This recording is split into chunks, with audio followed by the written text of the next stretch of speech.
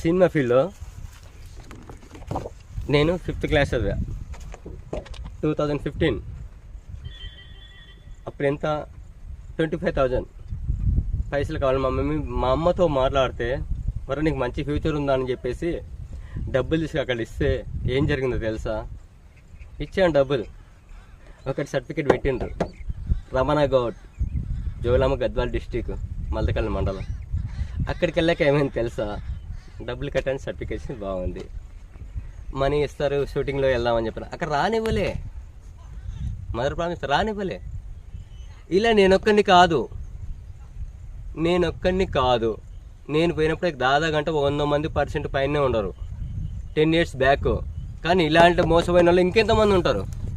అది అర్థం కాదు. చిరంజీవి గొప్పవాడని మీరు అంటారు. చిరంజీవి 10 మందిని తీసుకుపోయి హీరోని చేయలేదే. ఎన్టీఆర్ గొప్పవాడు అంటారు. ఎన్టీఆర్ తీసుకుపోయి